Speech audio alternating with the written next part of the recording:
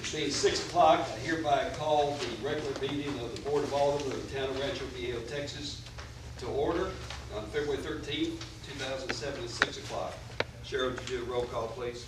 I recognize the following present: Mr. Dorset, Mr. Hufford, Mr. Light, Mrs. Lutens, Mr. Salinas. So we do have a quorum for the meeting, and Daniel Renfro, legal counsel, is present. Would everyone please stand, and Mr. Lloyd will lead us in the invocation and then the pledge of allegiance.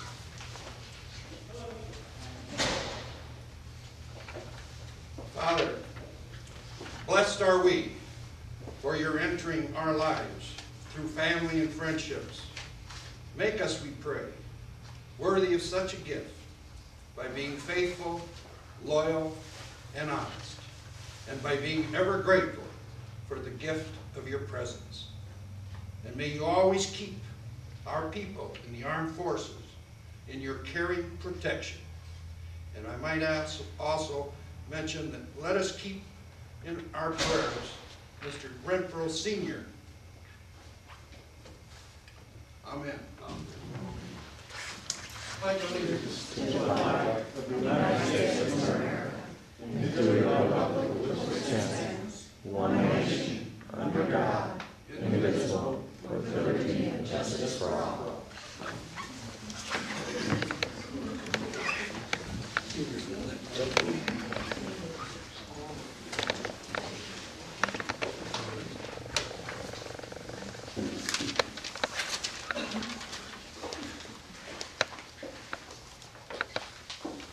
Thing I'd like to bring up before we get to the residents' forum that I'd like for Bill to think about so we can discuss it at the meeting.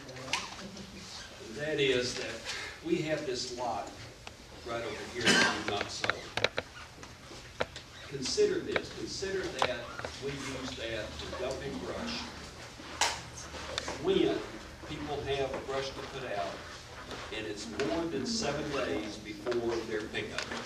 So rather than having to take it to the dump or having it picked up by someone, they would be able to take it over to that area. We could get GMS to pick it up every week when they come in, and maybe that would help on one solution. It won't solve everything, but maybe it would help solve some of the brush pickup problems. So think about that, and if any of y'all have any comment about that or thoughts about that, think about it and let me know. And let's see if that might help until we sell that property, if we ever sell that property. Residents forum, number 4. Is there anyone here that would like to speak about something? Oh, before we get to that one also, if you'll notice over here, Mr. Davis is going to be filming the Board of Aldermen meetings from now on. He's going to place them on his blog, and they're going to be accessible to anyone to review. I'm sorry, go ahead. Actually, Mayor, I'd like to offer the town the option of placing it on their website if it suits the Board of Aldermen and the Property Association. So then, I had thought we were going to have a link to his blog, but we can put them on our website where everyone can get to them just by going to the town of Rancho Viejo's website.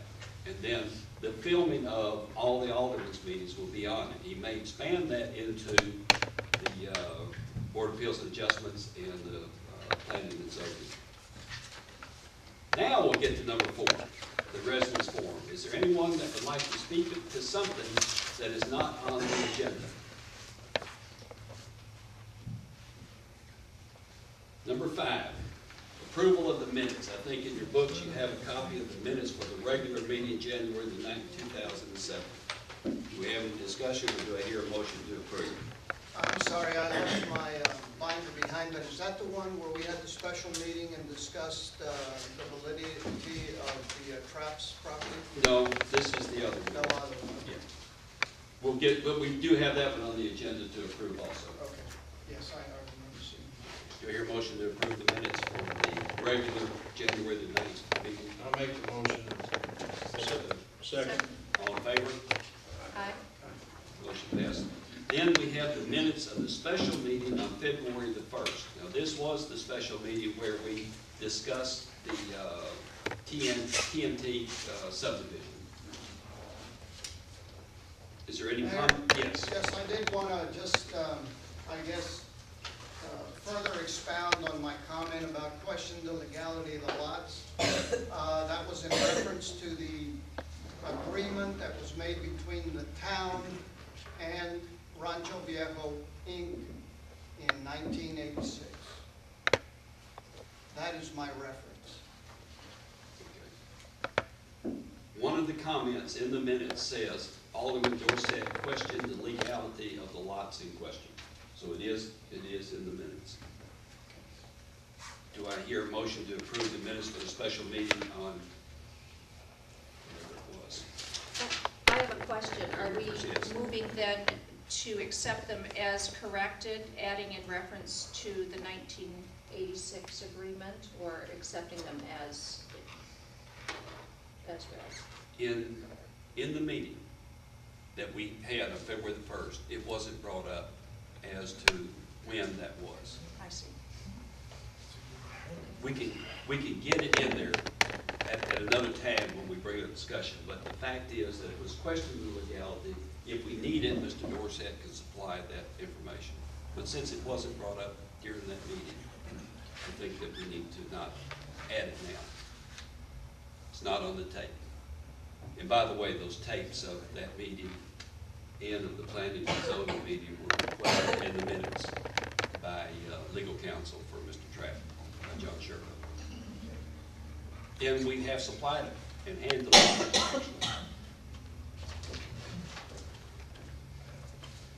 Do you hear a motion to approve? So move. Your second? Second? All in favor? No. Oh, you don't approve? Well, I'm just not sure that we can't add. I think there was some comment made, so I just want to go on record. Number 6, consideration action on amending 2006-2007 budget. In the book, the budget is there, and the corrections that we've made are 2. The first one is on the second page, and that is under office equipment. And we are increasing the budget from $2,000 to $7,500. That office equipment increase is for microphones to be used in this Board of Aldermen meeting that we haven't approved yet, but that we're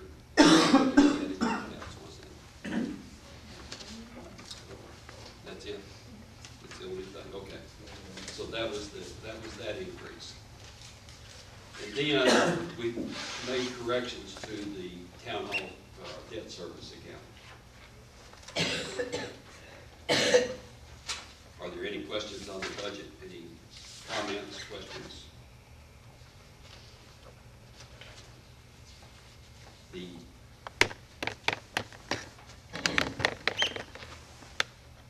rest of the budget stayed the same.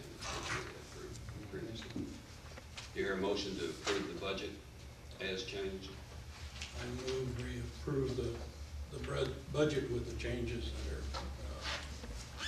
that are indicated. I'll second it. All in favor? Number 7, consideration approval of a resolution ordering the election for Rancho Viejo, designation of election precincts and polling places, appointment of election judges, appointment of early voting ballot board, rate of pay for elections, judges, submission of application by candidates, appointment for early voting clerk, and providing for public notification. I think that everybody has the resolution, which is very similar to what we had last year at your place. Are there any questions? Is there anybody, are we going to have an election? Don't know. Don't know. Don't know. There's only been one person that's applied for a position so far.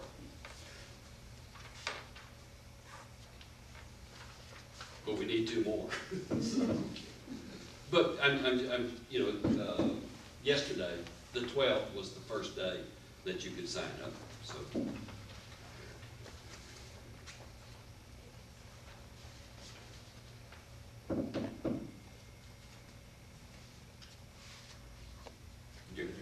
I'm ready for a motion to approve the resolution.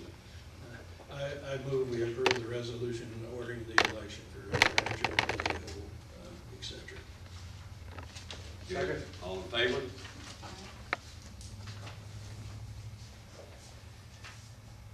All right, number 8. On the last meeting, we reviewed the road rehabilitation report. It's been revised by Mr. Gonzalez and by Mike Salinas. And could you provide us with any changes, indications, or present the road street rehabilitation report?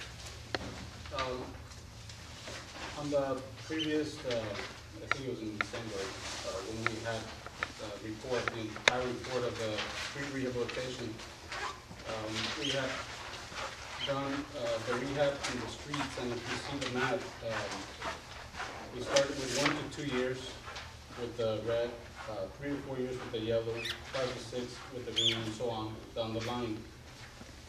We had to make some changes on the ones that were from 3 to 4 and from 5 to 6 years, because there was a big amount of streets being paved at that time. So what we did, we just distributed them. After we got the results from the core samples, we went ahead and evenly distributed the streets. And we also made some changes as far as on the 1 to 2 years. The street right by the Circle K here is coming over to the, maybe pointing at it right there. That's going to be included in the 1 to 5 years. So that's going to be an immediate one. Also, on the opposite end, it's going to also be the immediate one from 1 to 5 years. The other change that we made was doing the collectors from south to east and east to west. It's just extended further east to west, and we went ahead and assigned 60 feet right away on those. And also using a thicker. Yes. Yes, the idea was to give some priority to the north-south collector, which is Carmen, and the east-west collector starts in Enchilada and goes all the way to Cortez. And giving them a little more priority, because if we are going to make an effort in the community to direct the heavy traffic and more frequency of use to these collectors, we need to come up with a thicker section. So we gave it a little more priority in when they need to be upgraded. And also along those lines with the collectors, I wanted to do an ordinance for anybody building or construction to use the collectors and maybe assign as when they come to do when they get the permit for construction, go ahead and let them know what collectors to use, where to come in, to use the least amount of collector as possible, and then route them to the nearest part of where they're building or constructing, whatever they'll be doing. We want to exclude, of course, the trash collection trucks, as well as the moving vans, because those will be, the moving vans will be just one-time thing, versus construction, which will be on everyday basis for 3 or 4 months or 6 months, whatever it may take to construct a home, or whatever it might be. And that's. Does anyone have any questions about the road rehabilitation? Is there any thing? Okay. I do, in the conclusions, it talks about a drainage plan. There is, my understanding, that mud is involved when it comes to drainage, various things, or not various things, drainage of the streets. So,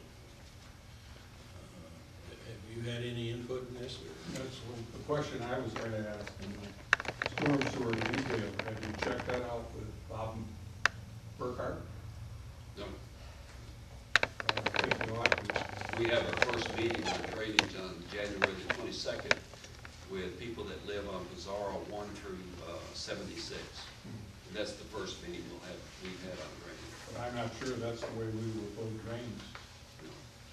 I don't know. Yeah, the drainage has to be excluded from the approval of the report. We can't set that in a vacuum. That has to be set by BMO too. I think it can be included in this after we need to include it in a separate one. agree on how we're going to do it. But that's your money, that's your time, that's your people, and I want, the road program needs to be where we know what roads we're gonna develop and what money we're gonna spend, what year. And what are the specifications for those roads? If it's a collector road, what's the specs? If it's a non-collector road, what are the specs? If it's cut by D-Mud, or if it's cut by AEP, or if it's cut by Time Warner, what are the specs for putting that road back together? Right now, we've had none, and you can tell this will give us specs, plus it will give us budget material for every fiscal year for the next 10 until somebody changes the road report. We won't be living in a vacuum. We'll have specifications, and we'll have a plan for the rehabilitation of the roads. Mike, I have a question, or Mr. Gonzalez. After you build these roads, I mean, it's a little easier for me to envision that you've got one huge truck and then you're offloading, I guess, to a smaller truck if it's above and beyond the limit? No, No? no, not necessarily. The limits are 20,000 or above, and we're also looking at that. I think 20 to 25,000 per axle. That's quite a bit of weight. The only thing we want to do is limit them from going into these little tiny streets over and over and over and over. When the collectors are stronger to handle those, or actually to accommodate those loads. So we want to use as much of the collectors as possible when loads are, as far as like concrete and those types of trucks are coming in. We will have designated areas to avoid a lot of the potholes and all the small streets that cannot handle those loads. And if you remember when D-Mud was taking the dirt off of Pizarro, those dump trucks were running down Alvarado and they were running down Zapata. And then they were getting on Carmen and they were going down either Tesoro or Escondido and getting over to where they were dumping that dirt. Those roads weren't designed to take that. In this situation, we would have actually bundled those out through the frontage road and back in through Carmen to get them down. Or they would have gone on the collector road that would lead them to that, and only on Pizarro to get to the collector road. And remember, the collector road is going to be built at a different specification to handle heavier traffic. Right. Well, no, I understand that. It's just a question of, I think we've mentioned garbage trucks, moving trucks and dirt trucks, and those basically run not so much on Carmen, but on streets like Tesoro and. Not dirt trucks, the moving vans would be exempt because that's going into new residents and they wouldn't have any way of knowing what to do. And the garbage truck obviously has to go down their street. But moving of dirt, moving of construction equipment, cement trucks, any of that kind, we give a building permit out for that. And that building permit at that time would specify where these people would travel, where they could travel. Yes, sir, Mr. Two very short comments. One, the only reason that we did put a detail, a drainage detail in the standard was that we want to make sure that if it's a structure is going to be built on the road, under the pavement, that it be substantial to hold up some kind of a load. So we're certainly, from my perspective, the drainage, the water district has all kinds of rights to design theirs, but we just want to make sure that it's substantial to hold up the traffic. Wouldn't it be better to wait until you looked at their specs before finishing on ours? Well, they're just that one detail, and yeah, I'll be glad to meet with Robert. But I mean, wouldn't it be better to maybe table this until we can discuss? I think that the main idea of the whole project is to design, Just to make recommendations on the traffic, concentrating the heavy traffic on the collectors. Oh, and by the way, let me mention one other thing. On the Municipal Planning Organization Transportation Plan, Carmen is already designated as a collector. So what we're really adding is an east-west collector. But just that, the idea is to prioritize these roads when they need to be upgraded. And then, as the mayor said, to put a higher standard of design on the collectors that are going to be carrying the heavier loads. I have a question. Could we approve this subject to MUD's participation in the drainage or some such thing? I certainly don't have any problem. We could do that, but our road specifications, our collector system is the same no matter whether they participate or not. We have the roads out there right now. And one of the things we need to do is, if we don't have this designation of collector roads, we've got a bigger problem than we already had on the subdivision that's being proposed at the end of Edgewater. One of the things we have is a lot right in the middle of where we have a collector road. We need this on the books as being a collector road. That's one thing. The second thing is, we have a lot of big problem with Cortez Railroad track. We need to get those potholes taken care of. That is part of the red design for this year's construction. If we approve this road plan, then Mr. Gonzalez is in this thing tonight to approve him to start designing the specifications for a bid to do the roads on Boulevard, Cortez up to that point, from Boulevard to the railroad track, El Dorado, and this Hidalgo out in front of you. I was gonna say, we're gonna save enough blacktop to do out here. Absolutely will. Yes, we need to get that done. I think your question is, can we exclude the drainage?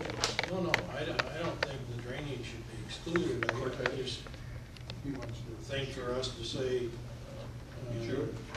that we have a plan which includes drainage when the town isn't even responsible for drainage. Could we, I would like to move that we accept the Rancho Viejo Street Rehabilitation Study Report with the exception of the section on drainage, knowing that that will be worked on separately with VMUD. I'll second that. So was that a motion that you made? I'll second. And it was a second. All in favor? Aye. Opposed? Okay. Number 9 is to discuss report from bond attorney on street paving project. So, in the meeting in January, Gene was going to, Mr. Hubbard was going to find out about the bonds available for street rehabilitation. And Gene, would you give us an update on that? Well, basically, the letter that you have in your packet and so forth was written by a recognized bond counsel as to a procedure which would enable the town to finance the street improvements in these new areas, whereby the town would issue obligations which would be repaid from the assessments imposed on the property that benefits from the streets. The town would be financially liable for any property owners that did not pay those assessments. However, the assessments would become a lien on that property superior to mortgages and equal to taxes, school taxes and other ad valorem taxes on the property. This is a very important point from the standpoint that everyone should be aware that the town still might have to front end some money until these delinquent assessments are collected. The town would also be obligated to pay 10% of the paving costs of the project. So if the project costs $350,000, to pull a number out of the air, the town would be obligated to pay $35,000 of that $350,000. But where it would benefit us, we would not be able to, or would not be required to put up the $350,000 on the front end, which we might not get back until over a period of years, which could put a real dent in our budget over a period of time if those assessments were not prepaid. The risk of the payment of those assessments would be taken on the part of whoever purchases the bonds. I've been assured that the bonds are marketable, and it is a procedure that would at least solve my biggest problem, which was front-ending these costs and not being able to, or possibly not being able to recover the funds for a number of years until the assessments are paid. Thank you. It's my thoughts on, I'm using this as a procedure, that if we decided to do this, that we probably should not go ahead with it unless we had X% of the property owners agree to this as a contract. So the assessment would not be necessary. We would have a contract with the property owner saying that I'm going to pay this up front. I'm going to pay it in 6 months. I'm going to pay 4 payments of a year for 2 years, 1 year, 3 years, no more than 3 years, and charge them interest on those months that they didn't pay up front in. And we could charge more interest actually than what the interest on the bond would be. But if we had, and I'm just throwing a number out, but if we had 80% of the property owners sign a contract saying that they would do this and here's my payment schedule, if we had 80% of them, we would not be fronting a large amount of money. We would assess the other 20%. That assessment we could get if the property closed or if we decided to foreclose. But it seems like to me that if we did not get a large percent of the people's or the property owners to agree to pay this, that we would potentially be putting out a lot of money that we would not get until the land was sold, exchanged hands. Then to get title, they would have to pay off the lien to get it change hands. I don't know that 80% is the right figure. I don't know that 75% is the right figure, but something substantial in order for us to front that much money, that we have an agreement with these people. If we decide not to do this, and we allow roads to be built that are not up to our standard, but allows them ingress egress, if we do that, then in order for us to approve a building or to issue a building permit, I'm going to suggest that that person has to sign a contract with the city saying that when the city puts in that road, they'll pay their 90% portion. Otherwise, we have the potential of that being declared a homestead and not being able to assess it. Or, number two, that the value, the appraised value increased by putting a permanent road in versus the temporary road doesn't cover the 90% of putting the road in. Therefore, they would be allowed to pay the lesser amount. The city would then be fronting a larger amount on that property. We would be paying a larger amount. exactly what happened to us on the extension of Enchilada, where the appraised value didn't go up as much as what the cost of the street did per linear foot. So I think that before a permit will be issued, if it's a temporary road, that they're gonna have to agree that they'll pay their 90% in a contract. They'll pay their 90% once the city gets the permanent road in. Any other discussion on the report from the bonds attorney? Yes, sir. Can I ask you a question? Yes. Say, state your name for the record. Frank Russell, 801 Santa Ana. I'm trying to get a feel here. You guarantee the bonds? In other words, if I could find a buyer for all the bonds, why would the city care? I guess I'm not understanding the relationship once the bonds are issued between the city and the bondholder and the lot holders. You understand the question? In other words, does the bondholder then go out and he's the one that's holding the assessment power, or at that point is the city still holding? The city holds the assessment. So you are guaranteeing the payment of the bonds, is that correct? Yes. Okay, so if there were to be any foreclosures, the city would have to be the actual one doing it, is that a true statement? Yes. Okay. And the city also has the right to bring suit to collect those assessments.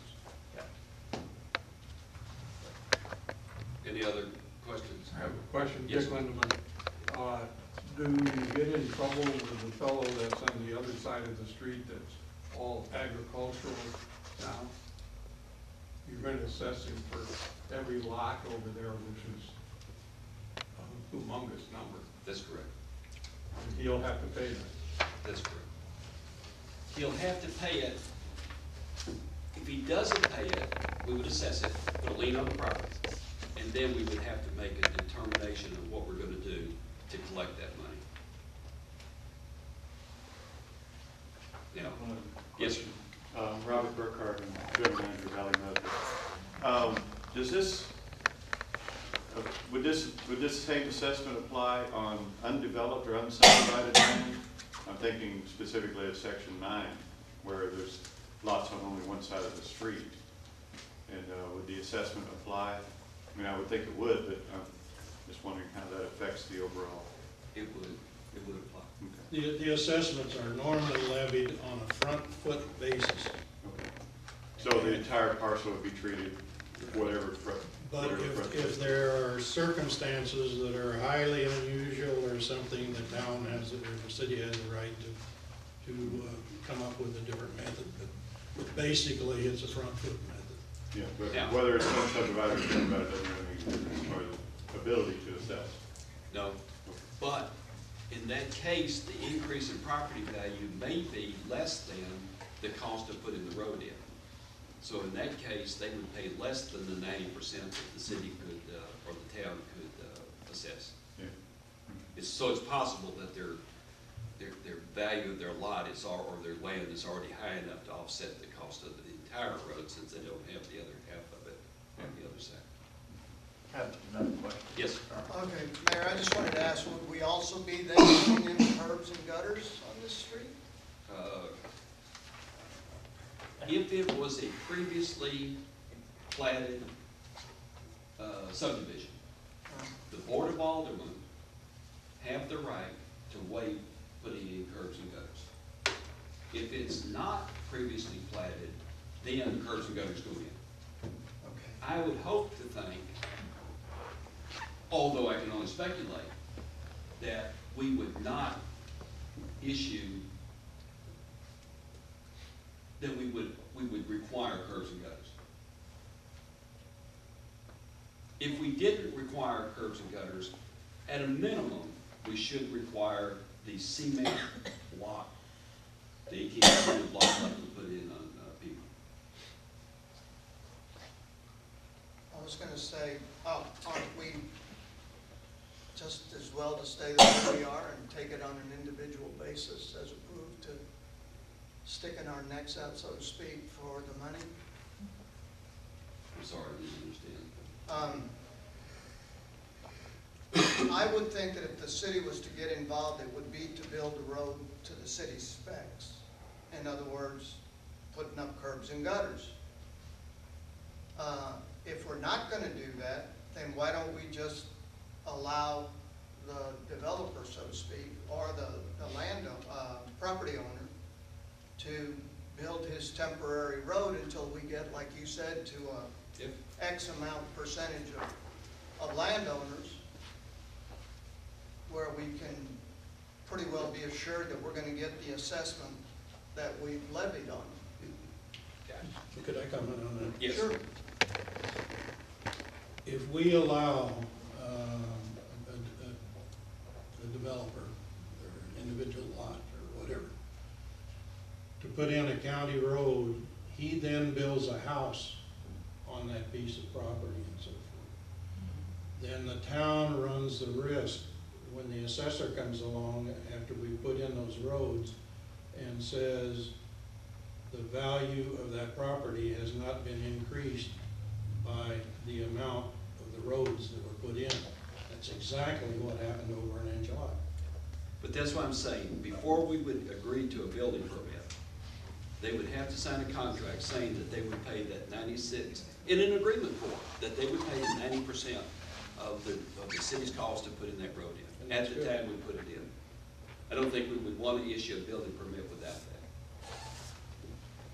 But they could also be a homestead by that time. I when we put would this in. think you'd have to amend your ordinance, but if you were to amend your ordinance, you could. I don't know that that's permissible under your current building code, but it would be simple enough to amend that, to say that, give you the right to do that. Then you could. But this isn't an assessment, this would be an agreement Right. with the property owner. But the question that a property owner would say is, where does your ordinance give you the right to deny me a building permit? Hey, before we do this, we'll have, You make that amendment, and then you would be able to. I think it's only fair to protect the city. Absolutely. For town. Any more discussion? Yes, sir. Yeah, Dr. Cheney, I'm asking a stupid question. That is, why are you going this way instead of staying where you are? And doing nothing? But doing whatever you've done before. When all the other subdivisions were put in, you had certain rules. Are you changing that financial picture for some reason? No, in the subdivisions that we're putting in, the contractor is responsible for putting the roads in up to our specifications. Why don't you just stay there? There's no contractor here. Each one of these lots are owned individually by different people, so there's no contractor to put a subdivision in. They're not- If there were, it would solve a lot of problems, yes, sir. The city owns the road. But still, there's no Yeah, it's- subcontractor that's gonna build out that area. We may have a home on lot 11. We might have another one on lot 17, another one on lot 76. There's not a contractor that's gonna put in any of this. The lot owners are gonna have to pay for the water and sewer being put in from the MUD. And then they're gonna have to pay for 90%, or they're gonna put a temporary road in one of the other. And then they'll pay the 90% of the legal pay. But there's not a contractor that we can go to. If you have one person out there and you build a road and you assess people, then they use, develop roads after that, houses after that. That could happen if one person wanted to do it on the far end of section 11 as an example. Then the road would have to go to them. And all of these other lot owners may not be ready to build. But the road would run past their lots, so they would be assessed that. Of course, they'd have an increase in their property value, a large increase in their property value at that time. The main difference is once you put in even a temporary road, you've increased the value of the lots. Because now they're accessible, now they're buildable. And if you don't have some method, then when you come in and want to improve that road, tear out everything that the original builder or homeowner put in, that's all just going to be torn out and wasted. And the new street goes in, but it doesn't improve the value of the property that much because access. Then you lose the linear foot cost on the new construction of the new road. And that's why I say we have to have agreements with these people before, that are going to build a home, before they build a home, before we approve the building permit. But I think the main answer to your question, Mr. Cheney, Dr. Cheney, is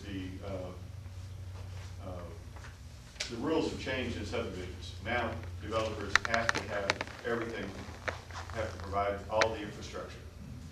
But and these previously platted subdivisions, there is no developer, no single-party developers you can go to and say, you have to do this. So essentially, the property owner becomes the developer in our mind, except on the other. I can see a lot of problems coming up, though, if you're gonna put in curbs and gutters, and drainage is part of that gutter. Where you stop and we take over, and how we get paid for what we do in drainage. You got that, plus you have water and sewer, and. Water and sewer, we do normally and have fees set up for that. Drainage, we don't. We're gonna have to charge homeowners a lot of money to drain that road also. And how are we going to get that? We wouldn't put a road in without VMUD concurring on that project. We just wouldn't do it. Yeah, I understand that, but I'm interested in how I'm gonna get my money back. That's, When I have to put in a drain that runs to the Resaca. that fortunately is something that you'll have to determine. Fortunately.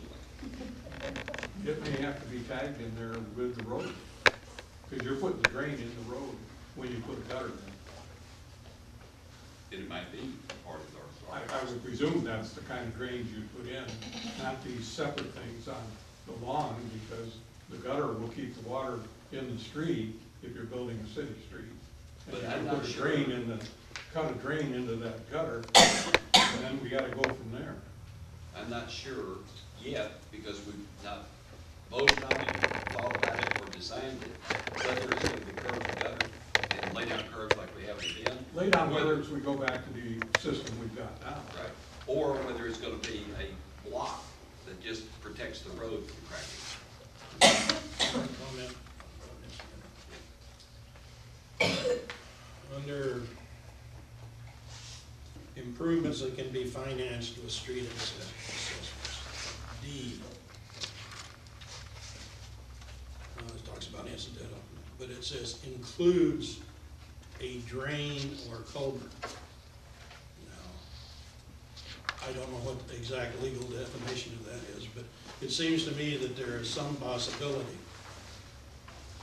that the drainage could be included in the original financing. I think it should be. It does seem to read that way. Which is, there's another question. What about, are street lights considered part of a street? I don't see that in here.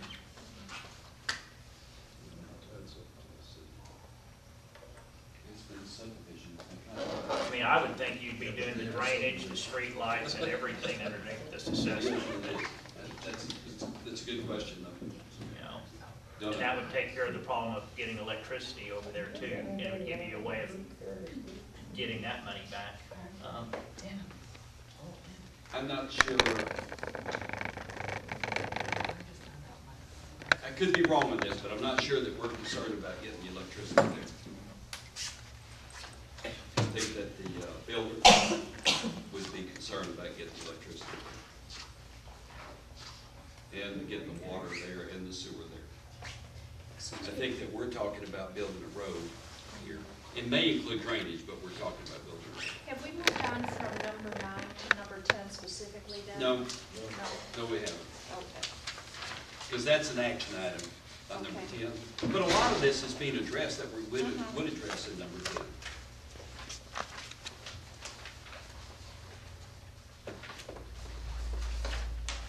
Any other comments on the bond attorney proposal? All right, number 10, discussion and action on extending street paving in section 10 and section 11 and assessing lot owners.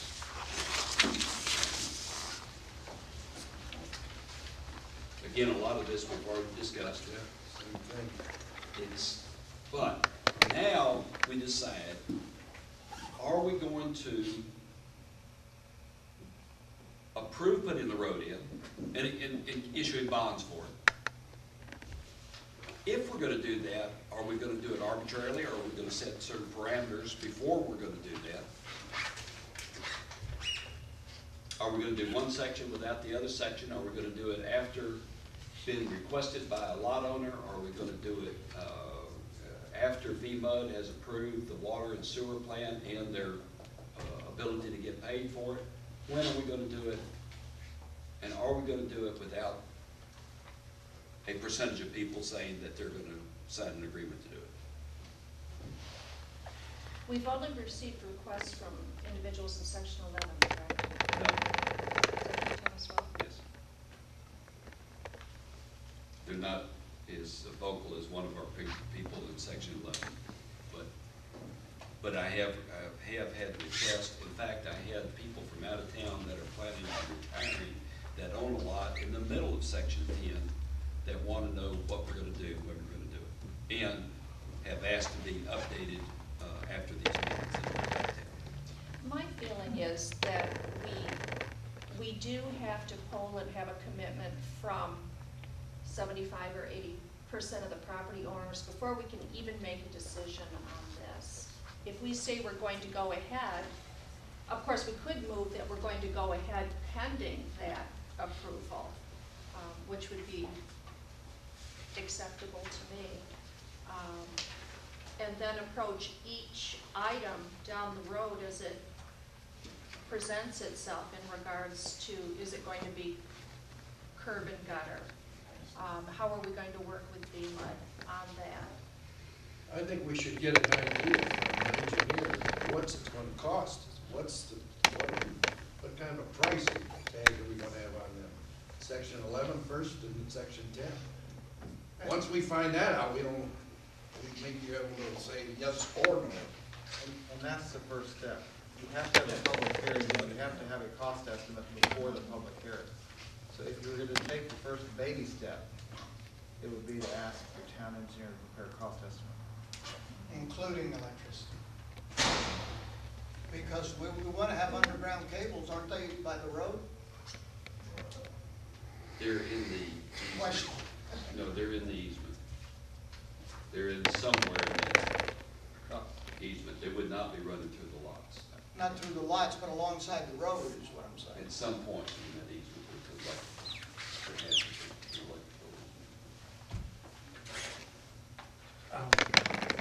I have a question. To be able to come up with a cost estimate, the first step that really needs to happen is to design that road. Are we gonna go curb and gutter? Are we gonna go rural section? Are we gonna have the concrete shoulders? Or are we gonna have what would you call it, a original typical section in Rancho Viejo, which is the rural section with the borrow ditch? All those factors affect the cost also. To be able to come up with some numbers, we would need to know how far are you gonna take this. Then we need to figure out how we're gonna deal with the drainage. And this is something that, with the Valley Mud, has to be worked out. How are we gonna deal with the drainage? There's a lot of questions that are still up in the air. You know, I can say, you know, it cost you $150 a foot, maybe. That's kind of what Enchilada cost, to build a new street. But that didn't have concrete shoulders. That only had the culverts that went across on that low area and the golf course. We got another estimate from another person, another party that does this at about $100 a foot. Now, I don't know whether it's any good or not. Mr. Russell provided the city with that for the town. Comparison blend So should be good, but it has been a while. it's been, but that was around $90-something. I rounded it off to $100. Was that lay down covers? Lay down. They actually came to the city and got the specs from the city, I believe. It was their full blown. So it would look very much like the bid. Yeah. Because those are the, yep. Okay. So those were the specs that they picked up. Not the new ones in this new road rehabilitation. Well, I think maybe we should table this until we get a lot of that information. Let me tell you, Dave, we cannot approve spending that money without it. But at the same time, if we're not going to approve it, it's gonna cost us a lot of money for Gonzalez Engineering to do all of this. If we're not gonna get 60, 70, 80%, whatever you say, of these people, I don't wanna spend the $25,000 or $30,000 with Gonzalez Engineering, and then we wind up with 20% of the people doing the agreement. I think that But we when I can't- say table it until we find the information, that's part of the information Yeah. that we gotta find out. Yeah, but I think we ought to go to the people and say, here's our proposal.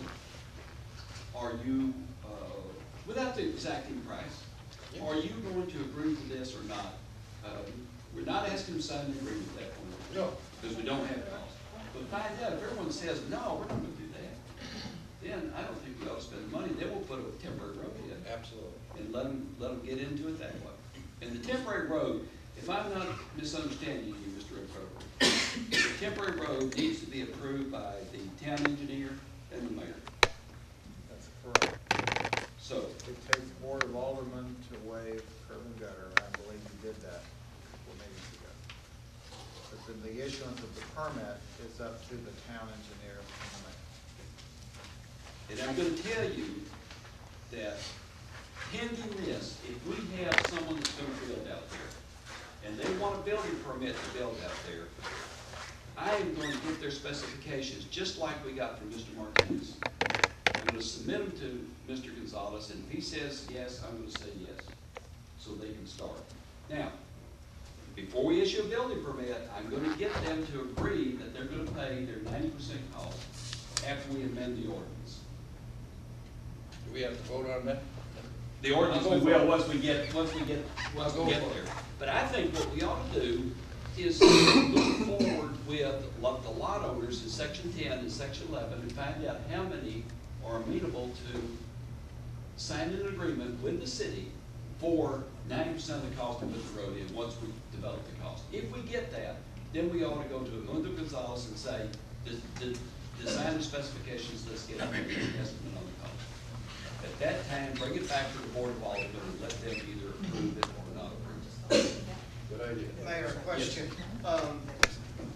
We have the extension of enchilada that was done, that was made to certain specs, right? Yes. That's what we currently have, or we don't have that? That was the specs we had before we approved Oh, the this curb and cut. rehabilitation. And No, this yes, one. exactly, yes.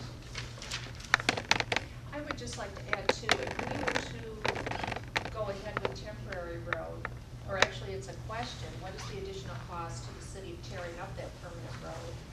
They have to agree to that. And in case, in Mr. Pope's case, he did agree to that in a letter.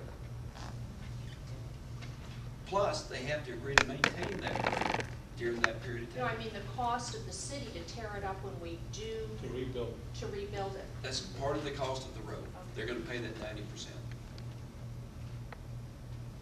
And like I said, in Mr. Pope's case, in his letter, he did agree to that. We won't have to bring so much gravel with. That was gonna be my question, sorry. Why couldn't we try to make a temporary road that is basically a base for a future stronger road? I mean, instead of coming in, building something, if you will, and then going in there and tearing it up, why can't we just make a base spec, you know, that it's gonna have so much caliche and a thin layer of blacktop? Yes, sir. Yes, that was one of my first thoughts when we started talking about this, and I mentioned this to the mayor and Cheryl. And to do that, it would need some topography, and then figure out at what elevation we're gonna do this road. Are we gonna do it with a curb and gutter eventually, or are we gonna do it with a rural section borrowed ditch concept? And then by doing this design, it would be a two-step design. This is the lime stabilization with some, either a caliche or crushed limestone base, and then the surfacing would be done at a later time as a second phase. But also, part of that problem with that is you couldn't put the curb and gutters in at that time because Right. the street that they're proposing is not gonna be as wide as the final street. In the case that we already have a proposal or presentation from Mr. Martinez. It's it probably is not, it's probably not gonna have the elevation either. It's probably They not gonna require have the it. elevation. If not, I mean, you might as well go ahead and put the road in. Well, if you could do that, but even if you could build the base and everybody started running construction trucks in there to build houses, how long do you think that base would last? What's wrong with A few just doing it rains, right the first time? few mud, That's correct. it wouldn't last. It wouldn't. I agree this is not gonna last, but they also agree to maintain it. I would like to move that we start with our first step and have an open meeting with the property owners in section 10 and 11 to find out if they're willing to commit it. I'm sure we could give them a ballpark figure as to. Can I get you to narrow that to one or the other? Yes.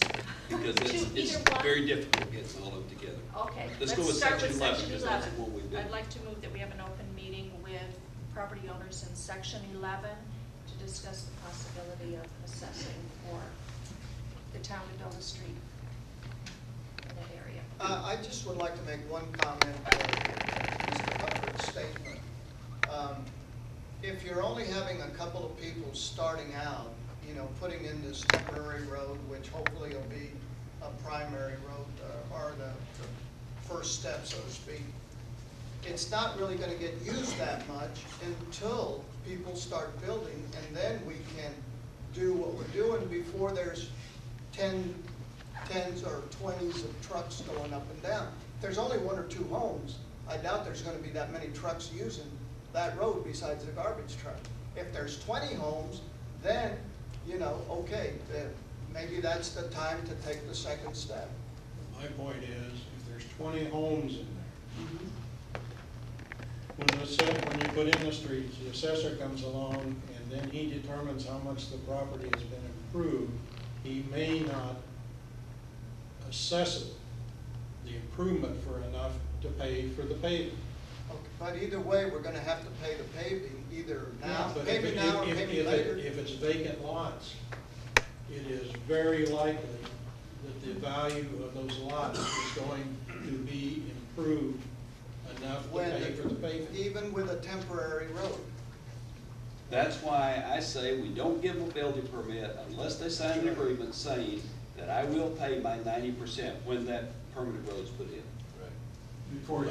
Let me give you an example about what the mayor is talking about as far as building permits and getting approval on the front end. When I built that house over on Cortez, bought the lot and so forth, at the closing at the title company, I agreed that I was aware of the fact and agreed to pay the taxes on the MUD's bonds that were approved in 1980 something or other. 73 in the amount of $183 million. And when you bought your house, you did too. Now, there's nothing wrong with the building, when you get a building permit, to having these people that agree to pay for the street. And again, I think we're getting ahead of ourselves. We need to hear from the majority of the property owners in a particular section before we go any further. All I'm trying to do is just establish steps, as opposed to, you know, just building a temporary road, tearing it up, and, you know, well, it's been done before. And that hasn't been right in all cases. I think that what we need to do is we need to not just go to have a conversation with the lot owners. We need to present to them what we're gonna do. If they agree, then we'll do it. And if they don't agree, then we're gonna be down to a temporary road situation, unless the city says we're gonna put it in anyway, front the money, assess them, and try to collect the money later. Can I say something? I'm one of those owners, I got 2 lots in section 10. What advantage is there for me to agree to your proposition? We're gonna, if you don't agree, we're gonna assess it, put a lien on the property anyway. Okay, but So you're, but then I have to pay the 90% the cost for you putting up that road. either one, either one. The difference is though, we're gonna charge you interest and cost on putting a lien on your property. So you're gonna be paying more if you don't agree than if you did agree. But either way, we're gonna charge the 90%. Now, if you sign an agreement, you can pay it on the front end, you can pay it over 6 months, a year, 2 years, 3 years. We won't go past 3 years, but you can pay it during that period of time. And remember, that's only the total cost of the road divided by the linear feet that are in your lots. And it would On both increase- sides. It would increase your property value. I'm all for you guys, I mean, I want to do something with the lots, you know what I'm saying? I'm sure that's the way most of the lot owners feel. I know they're just gonna sit on the lot for 5 or 6 years, you know. You mind giving your name for the record? My name's Jesse Torres, and I live over on Bolivar. Bolivar.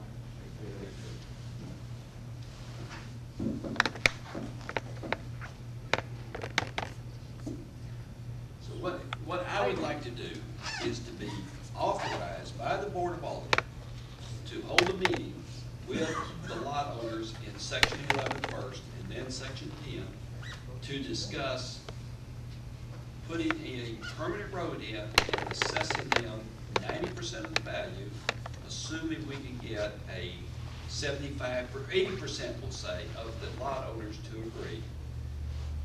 After there has been approval from VMUD for putting water, sewer, and drainage in. That we discuss this and find out how many people will participate.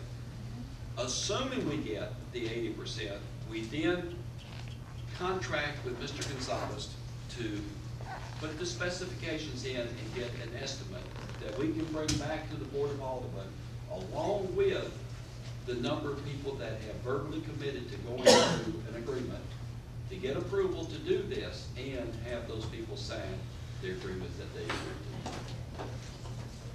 If I could get somebody to make that form of motion, I would appreciate it. I did have a motion on the table. Second that.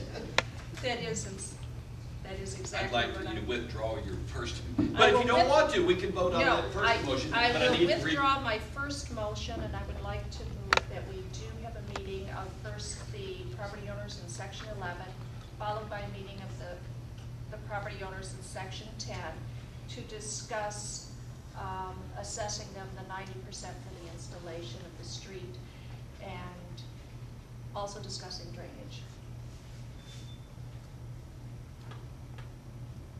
I second. All in favor? Aye. Number 11, consideration of authorization for engineer to prepare plans and specifications for 2007 road rehabilitation project. Now, the 2007 road rehabilitation project are the red ones that are on that map, which include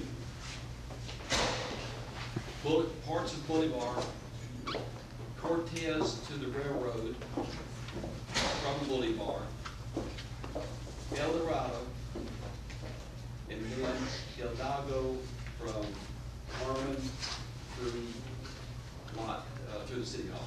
And then Rancho Viejo Drive.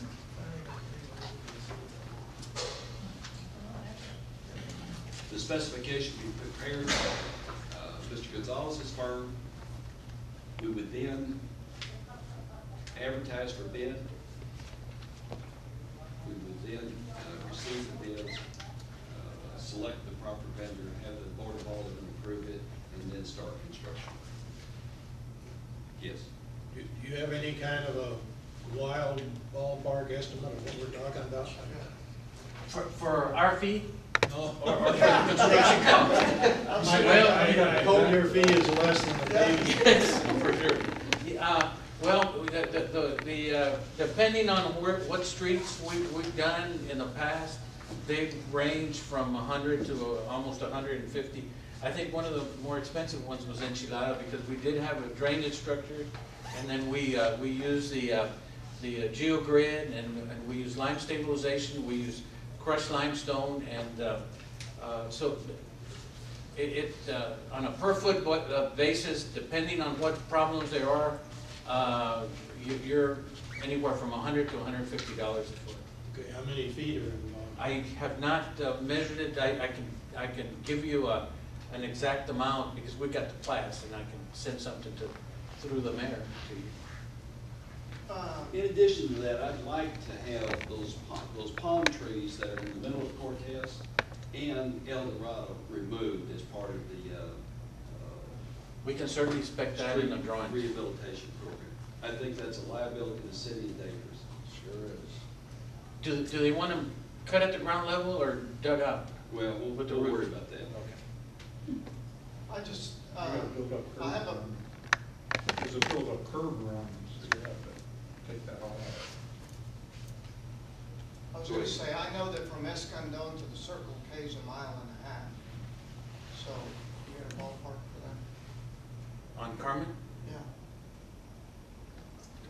mean for these streets that we're doing, Mr. Dorsey? That's 7,000 feet. All right. Times 100. 700,000? 700,000. No, No, not 700,000. 7,000 times 100. 700,000. But there's no way that that's a mile and a half. Clock. No, that's Carmen. Here, Carmen, where yeah, we're talking- Carmen is Carmen's what he was talking. No, but we're talking about doing, this. Those other ones, well, I just, Just at the rate. I was getting just an estimate for Carmen, that's, I would imagine that's Carmen's- where we're gonna start. No, No? It's the ones in the red. and that's what I was saying, is No, Boulevard, this is orange. Cortez from Boulevard to the railroad track and parts of El Dorado and. This is Chicago red. right here, and Rancho Viejo. This is red, and this is red. The other, Carmen is orange. It's orange. Oh, okay. It's probably, I don't even think it's even a month. Difficult color. I don't think it's. Are you responsible for Carmen way down, all the way to 1732? Half of Up to Escondido. Our half of it's good, the other half is. It doesn't, if you'll look at it after the traffic accident and where they had to route the traffic going back through Carmen, yesterday morning, on our side, we now have 3 spots where the trucks have dug out the asphalt. And of course, they're small now, but they won't be small long. On the other side, we've got cell phone. Other side's terrible. That's an accident waiting to happen. That's right. And I will be talking to, Mr. Wood tomorrow, County? in the MPO meeting about that. Good luck. That's a big. Tried to tell him that was gonna happen, but when they put it in, Yeah, it's very poor constructed because they it's wouldn't go with us. like a roller coaster. Where we base. Anyway, I don't think we have 5,000 feet of property that we're gonna be doing. I don't think it's even close to that, actually. That's fine. Yes, So I Rob? just wanted to ask, in this reconstruction program, are you considering curb and gutter? Are you intending to do curb and gutter on these streets that you're gonna rehab, or is that, you waiting on his recommendations and estimate of it? I think, again, it's my opinion that we'll put in the same block in like we put in on people. Lay down curbs. And not even a lay down curb because of the drainage problem. We'll still Concrete use the shoulder. swells that are there for drainage. And these are blocks just for stabilization of the road. Plus, the other thing those blocks do, we're talking about geogrid, but what these blocks do, if you go down Mazzaro right now and look at the mailboxes, there are ruts where the mail truck goes to the mailbox on many of the houses where the mud has just been dug out by this. If you look at Miss Luton's place, which she has a curb that she put in for herself, it looks nice and neat. If you look, we don't have many houses on Pima, but if you look at Pima, it all looks good. I think the stabilization that the block gives us is one thing for the road. But the second thing it does, it prevents the grass growing over. The third thing it doesn't put those ruts from the mail carriers going to the mailboxes. I think it just improves the overall appearance of Rancho Viejo. It keeps Just people from driving on your yard. Yes. I just think it's big that we do that. Well, I had one guy ask me when I was riding my bicycle, how come you made the sidewalk so small? That's true. Would you like a motion? I'd like a motion to be able to get this started. I move we authorize the engineer to prepare the plans and specs for the 2007 road rehabilitation project. I second the motion. All in favor? Aye. Opposed? Number 12, consideration of participating in the water tower paving. We have a bid that was submitted by V-Mud, and I had it right in front of me, but I don't anymore.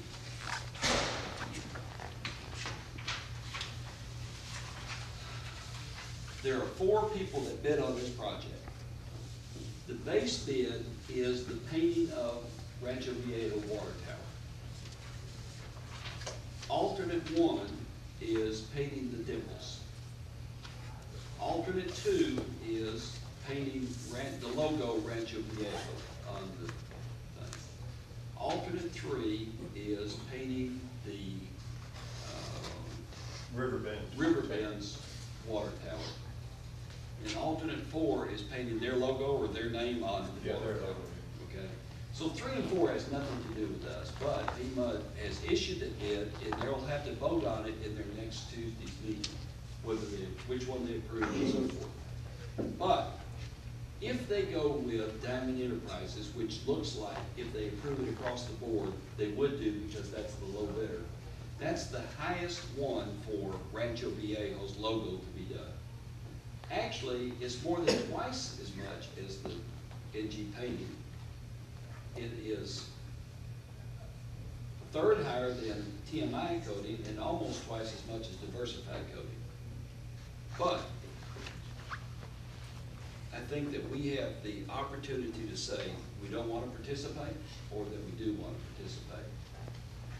In 1998, March the 10th meeting of 1998, the Board of Aldermen approved the participation.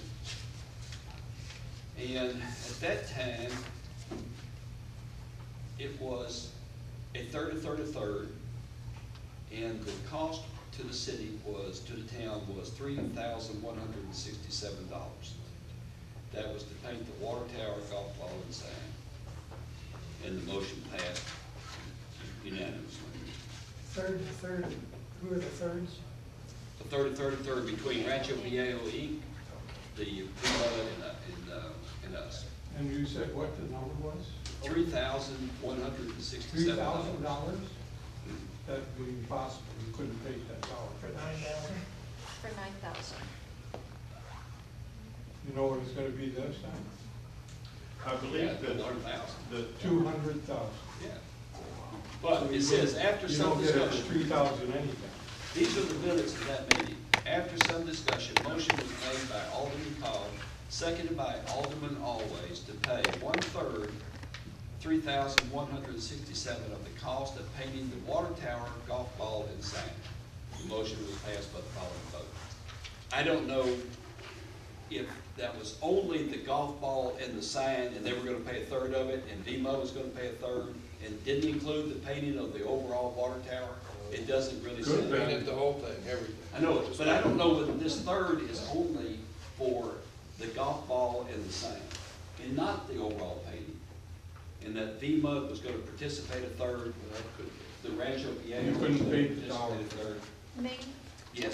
didn't we talk earlier this past summer about the club paying for the dimples or the dots? We would pay for putting Rancho Viejo on it, and VMUD was going to take care of the rest of it. That's So correct. it wasn't, So our portion of Exactly this, what we're asking for. our portion of this is $8,900. The Rancho Viejo Country Club's portion, should they want the dimples on there, is $15,300. The VMUD's portion is $139,700. Well, my view is I know where Rancho Viejo is. Do we really care whether it says that up there or not? Well, I think it is, yes, it's very important. I think Is it people $8,900? Looking for our place, I mean, looking for the town that's always stood out at Rancho Viejo. So, It's what everybody looks for, the ball in the sky. so do you want to approve the city spending, which is not budgeted, up to $8,900? If so, do I hear a motion to approve Rancho Viejo spending up to $8,900 for the painting of the Rancho Viejo logo on the water tower? And the reason why I'm saying up to is if they accept a different bid other than the one that they've indicated they're going to accept, it would be lower. could we as a town get our own estimates and have it done after it's painted? I mean, there must be someone that would do it for less than I would $8,900. not recommend that. Liability, the equipment bringing in, people going up. You couldn't get it done for that. Not only that, not to wish ill on VMUD, but often what happens is the contractor comes in to paint the water tower, and he says, oh, you need these struts to be fixed. And so you don't want to get into that. Okay. It's their water tower. If you want to pay them something for painting your logo on there, fine. You do not want to get I'll into go on the record, this was not a motion.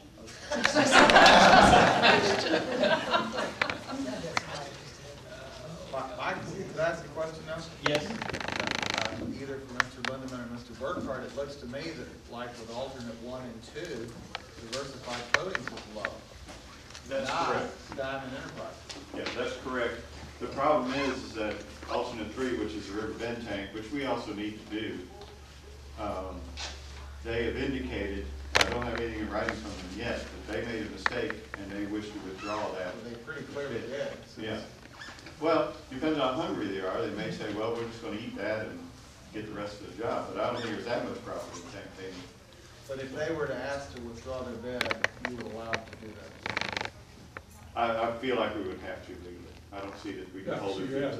you had a bidding conference, you can't ask them, or can't allow them to change their bid.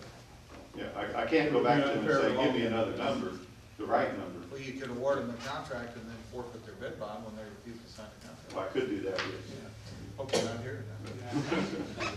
We don't work that way. The, one of the reasons I think the cost of painting the signs is going to be a little higher this time is that we're trying to work with a very expensive paint that won't fade so quickly. It'll be a more expensive paint than we do. But all the bidders, all 4 bidders bid on the same specifications. And we've got one for 8,900, one for 4,000, one for 6,000, one for 4,500. It's like they weren't bidding on the same thing. They're so far apart. That's what I was gonna say. Happens with that is all the time. Everything's so, it's all water. My guess would be that Diamond Enterprises wanted to make sure they were low on the base bid, and so they loaded more of their cost into the alternate, so if you accepted only the base, then they would be low. If they knew that VMUD was going to accept or reject the bid based on what their cost is, and they put some of that cost, knowing that it was going to be paid for outside sources, so they moved some of that cost to other places, you could see this happen. If that was done, and I'm not saying it was because I had no idea, that wouldn't be good for the town. So what would we as a town, what would our top dollar amount be? Would we pay the $6,000? I No, think, but I mean, if- I are think you we wind saying up that- paying 8,900. So for sure you're going with Diamond Enterprises? If you read No, the it's letter, not, it's not for sure. I can't arbitrarily say diversified coatings, I'm throwing your bid out. If they say, no, we stand by our bid, then I have to award the job to them. In which case, I bill you $4,500. So And I'd be happy because I get my river bed tank for $22,000.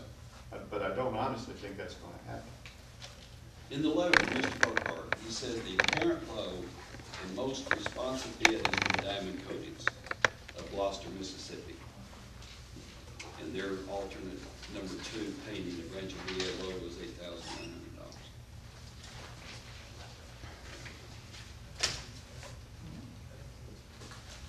So do I hear a motion to approve spending up to $8,900 to have the logo Rancho Viejo painted on the water tower? Do I feel it's part of our town. I would like to, I'll make a motion that we authorize expenditures up to $5,000 to paint the logo on How much? 5,000. 5,000. You won't accept it. If we have to pay for the bid, you won't accept it. You either do it or you don't. I make a motion that we, you gonna call for a second on this? Yes. Do we have a second? Motion fails for lack No, of no, second. I'd like to make a motion that we authorize up to $8,900 being spent to paint Rancho Viejo. Here a second? I'll second. All in favor? Opposed? Motion carries 3-2. Can I ask you a question? Yes, sir. What happens if the other third party doesn't want to pay that for the acrylic use? Then it would be painted without the acrylic use, without the dimples. If VMUD accepts that contract and they accept, or decide to pay $139,700, that is for painting the green base and the white golf ball. And that's where they would stop, if we didn't approve painting Rancho Viejo on. So if the club decides not to pay their portion, if we won't have dimples on them. Am I correct in that? Now, we paint the black mud on. Wasn't there a contest last time, then you could make some money on that, they'll pay for this. How many dimples there are around it? Oh, yeah, I think. Wasn't there? You know, Maybe. it seems like to me that it's very important that the club have Rancho Viejo on that. Oh, absolutely. More than that. More than that. I'd like to have seen what they have paid for it, or a portion thereof. But, It's more important. Well, but we've already approved the, yeah. Costs like $10,000 to have a building.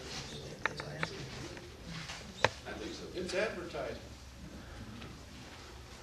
All right, report on police and security. Chief, you want to tell us? Warrant collections for the month of January were considerably from December. Totaled $12,017, which puts us back more in line with what we had budgeted originally. The total collections for the program since it started total some $376,000. Basically, that's all I have. See, there's enough money right there to pay for the painting jobs.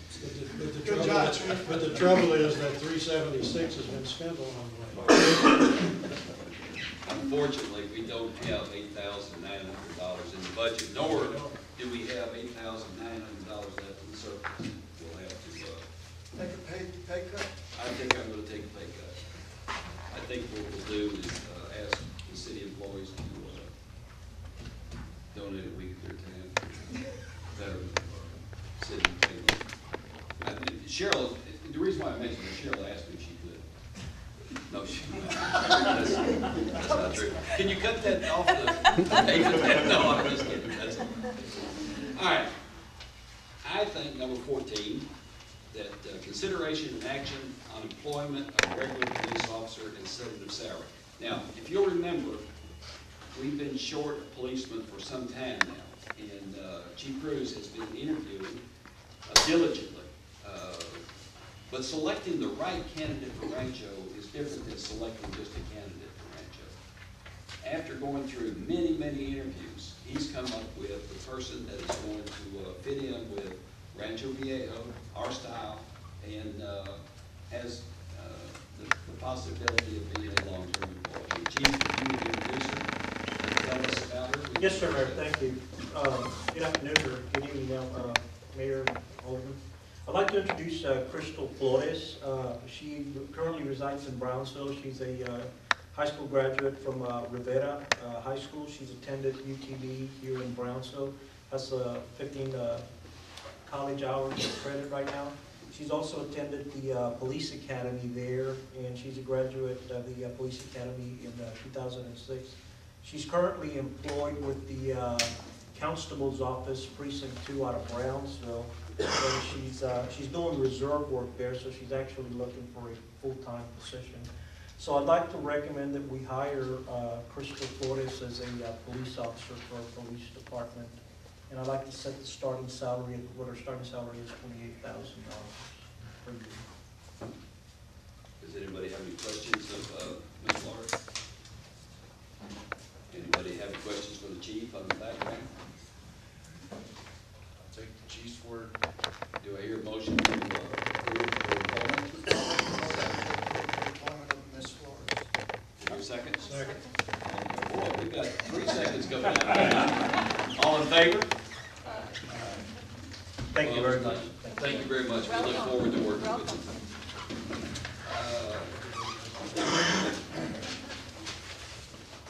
you. Before we adjourn, I want to thank the Alderman, I want to thank Mike Salinas and Mr. Gonzalez for working diligently on that road.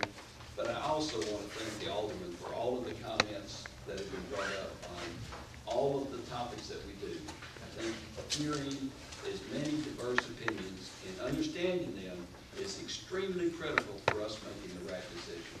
So I'm glad that people have put in as much time and effort into researching the items on the agenda and the comments that are made here. Number 15, do I hear a motion to adjourn? All in favor? Second? All in favor? Second and nine. Second and nine. Meeting is adjourned.